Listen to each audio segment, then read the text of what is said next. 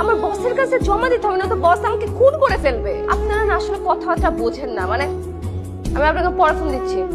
ফুলি। জি মামি। আই কিসের মামি? আমি কি তোর মামি লাগি? আমাকে আজকে থেকে ম্যাডাম বলে রাখবি, ম্যাডাম। এবার বল, লুকায় লুকায় আমার ফোনে কথা শুনতেছিলি কেন? কই তো আমি তো সিঁড়ি পরিষ্কার করতেছিলাম। তো বড় সাহস তুই আমার সামনে মিথ্যা কথা বলিস? তুমি আজও ফুলের গায়ে হাত দিলে? হ্যাঁ তুললাম, কারণ ও একটা স্পাই। আমি আমার অফিসের অ্যাসিস্ট্যান্ট ম্যানেজারের সাথে কথা বলতেছিলাম, আর সেটা লুকায় লুকায় শুনতেছিল। রে ফুলি, তুই নাকি লুকিয়ে লুকিয়ে তোর মামির কথা শুনতেছিলি? না মামা, সেটা করার অধিকার আমার নেই। আমি যে ছোট লোকের বাচ্চা। যাই হোক, মামি কারে জানি ফোনে বলতেছিল আজকের মধ্যে যদি কাজটা শেষ করতে না পারে বস তারে খুন করে ফেলবে। তাই কৌতূহলী হয়ে আমি কথাটা শুনেছিলাম। আচ্ছা, তা আজকাল তোমার চাকরির মধ্যে খুন খারাপিও চলে নাকি? জানি তো, এই ফুলি তোমার স্পাই। আমি কখন কার সাথে ফোনে কথা বলি, কি করি না করি, সবকিছু তোমার কানে দেয়, তাই না? এটা তোমার ভুল ধারণা। ফুলি আজ পর্যন্ত এই ধরনের কোনো কাজ করে নাই। আচ্ছা সত্যি, তুমিও তো একটা মেয়ের মা, তাই না? তুমি একজন মেয়ের মা হয়ে আর একটা মেয়ের গায়ে হাত তুলতে তোমার বিবেকে বাধে না? না, বাধে না। আর একটা কথা, আমি চাই এখন এই মুহূর্তে তুমি ওকে এই বাড়ি থেকে বের করে দাও। কৌতূহলী হয়ে তোমার কথা শুনতেছিল সেই কারণে? সাব্বির, আমি মুখে মুখে তর্ক করা কিন্তু একদম পছন্দ করি না। ওকে ডান, তুমি যদি সংসারের সমস্ত কাজ করে অফিস করতে পারো, আমার তো কোনো অসুবিধা নেই। আমি কাজ করব, মানে এই সংসারের কাজ আমি করব। আমার কি টাকার অভাব? তুমি ওকে এখন এই মুহূর্তে বাসা থেকে বের করে দিবে, আমি আমার মাকে ফোন দিব। আমার মা এই বাসার জন্য নতুন কাজের লোক পাঠাবে। কিন্তু এর আগে ওকে এই বাসা থেকে বের করো। না, আমি আপুর কাছে থাকবো।